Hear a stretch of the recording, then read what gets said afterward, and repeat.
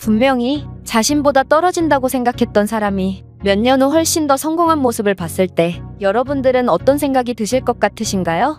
아마 그들의 피나는 노력과 성실함에 박수를 보내면서도 한편으로는 씁쓸한 마음을 감출 수 없을 것 같은데요. 재밌게도 이런 감정은 오래전 한국을 방문한 외국인들이 흔히들 느끼는 감정이라고 합니다. 이때만 해도 분명 자신들의 나라보다 아래라고 생각했던 한국이 이제는 완전히 자신들을 능가해버린 상황에 놀라우면서도 당혹함을 감출 수가 없는 것이죠. 이와 관련하여 한 외국인은 오래전 한국을 방문했고 우연한 기회로 최근에 한국을 다시 한번 방문했다고 하는데요.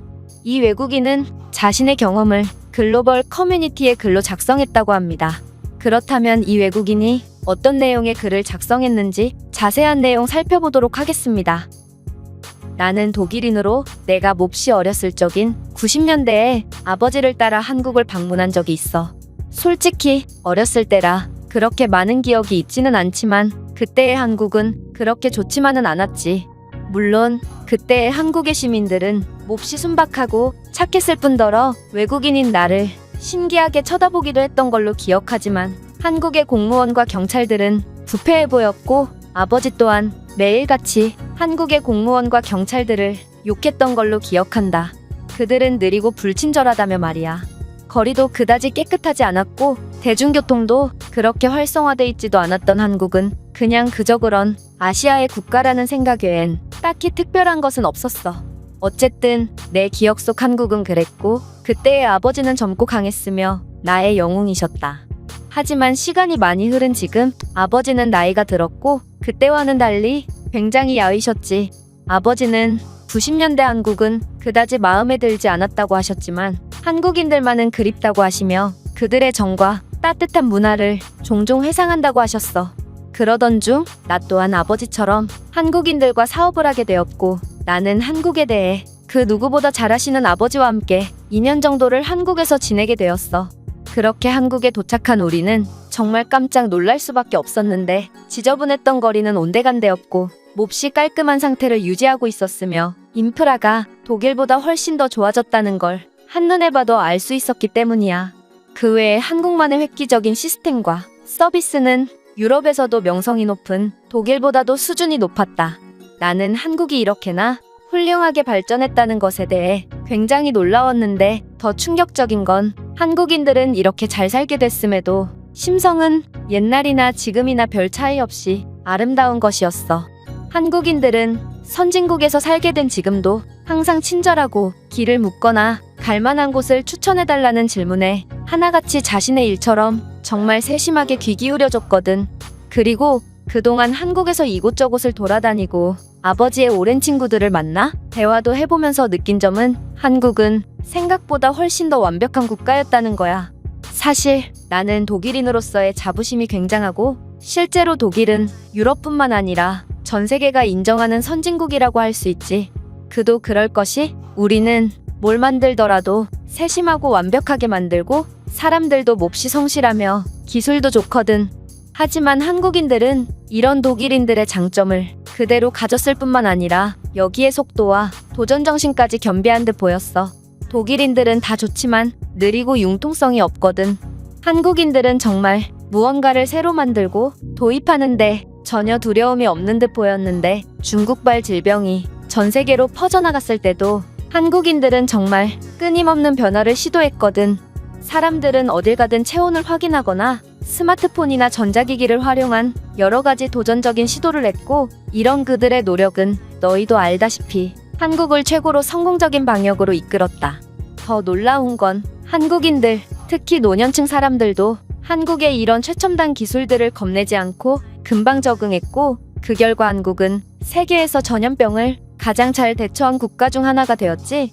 그리고 남을 먼저 생각하는 아름다운 마음씨를 가진 한국인들은 누가 강제하지 않아도 지금까지도 자발적으로 마스크를 착용하며 남에게 피해를 주지 않으려고 노력하고 있어. 정말 아름다운 광경이지. 한국의 경이로운 점은 이뿐만이 아니야.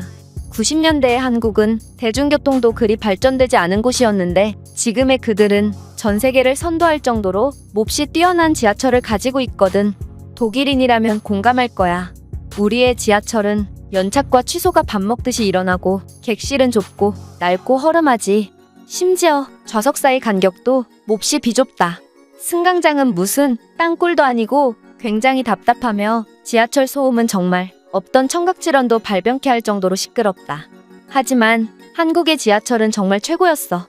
일단 서울과 그 근처는 지하철만으로도 모든 곳을 다 돌아볼 수 있을 정도로 몹시 과학적으로 설계되어 있고 모든 역에는 스크린 도어가 설치되어 있어서 굉장히 안전하며 고속의 무료 와이파이와 따뜻한 히터는 정말 지하철 문 밖으로 나가기 싫게 만들지.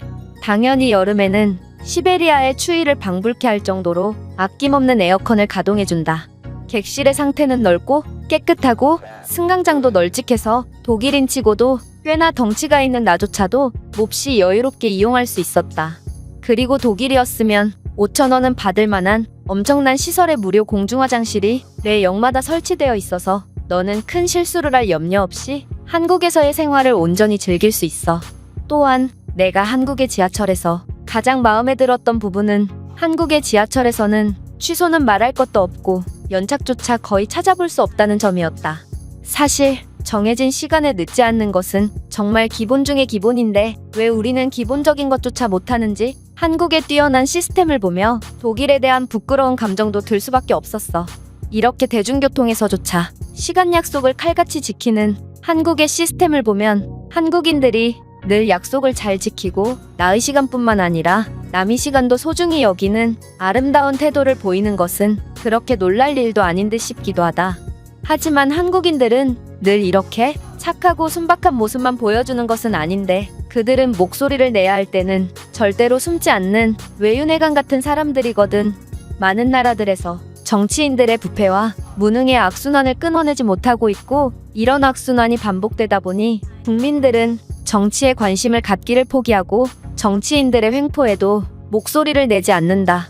혹은 너무나도 감정적인 일부 국가의 사람들은 사소한 일에도 건물이나 자동차에 불을 지르며 폭동을 일으키는 경우도 있지. 내 경험상 한국에서도 정치인들의 문제와 특권의식은 존재하는 것 같았지만 이런 문제에 대응하는 한국인들의 대처 방법이 굉장히 놀라웠어. 그들은 부패에 분노하며 직접 길거리에 나와 목소리를 내며 항의했지만 이러한 시위는 언제나 평화적으로 해결되더라고. 한국인들은 자칫하면 감정이 섞여서 폭력적으로 변질될 수도 있는 상황에서도 늘 침착함을 유지하며 신사적으로 자신의 권리를 행사했고 나는 이들의 이런 모습을 통해 정말 존경을 느낄 수밖에 없었다. 그리고 몇십 년도 지나지 않았음에도 어떻게 이들이 이런 180도 변한 모습을 보여줄 수 있던 것인지 어렸을 적 내 기억이 왜곡된 건 아닌지도 의심해봤다. 그런 게 아니라면 어쩌면 독일과 모든 유럽 국가들은 그동안 시간이 멈춰 있었는지도 모르겠다. 한국인들은 늘 성공하기 위해 노력해왔고 실제로 그들만큼 변화가 빠르고 많은 시도를 하는 국가는 없지. 교육에서도 그렇다. 한국의 학생들은 정말 오늘 이후로 세상이 무너질 듯이 열심히 공부하고 나는 이 모습을 보고 그들은 왜 저렇게까지 공부할까? 라는 부정적인 생각만 했다. 하지만 한국인들은 지금 그 노력의 결실을 보여주고 있고 남의 숙제를 베끼고 매일 놀기만 했던 나와 내 독일 친구들은 지금의 한국이 만든 격차들을 그저 멍하니 바라보고만 있을 뿐이야. 분명 내가 어렸을 때만 해도 한국은 독일보다 훨씬 뒤처져 있는 국가였지만 이제는 독일은 기술이나 정치, 시민의식 등 모든 면에서 한국을 따라가야 하는 입장이 되어버렸다.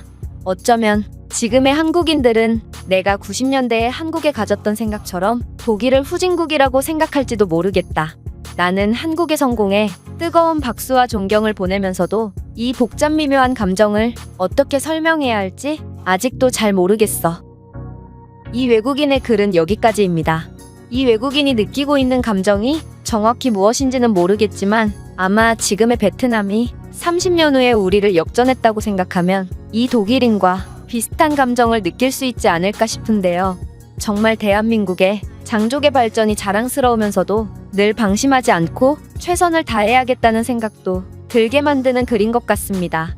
그렇다면 이 글에 대한 다른 외국인들의 반응은 어떤지 댓글을 통해 해외 반응을 살펴보겠습니다. 나 또한 20년 전 한국에서 살아본 적이 있는데 지금과 그때의 집값만 비교해봐도 한국이 엄청난 발전을 했다는 것을 확인할 수 있어.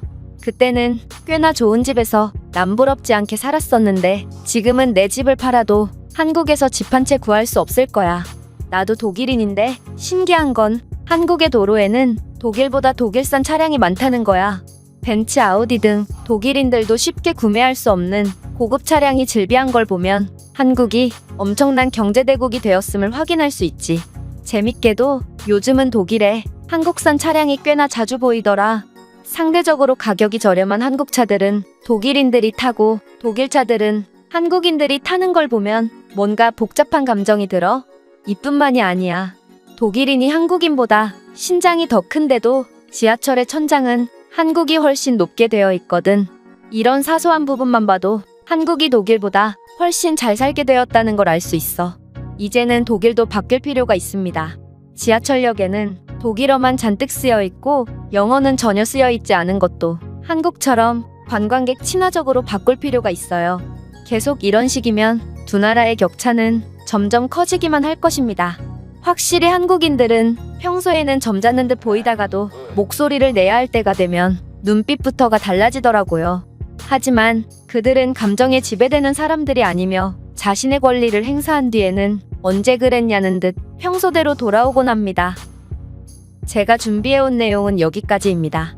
끝까지 시청해주셔서 진심으로 감사드리며 여러분들의 구독과 좋아요, 알림 설정은 영상 제작에 큰 힘이 됩니다. 이상 세모튜브였습니다.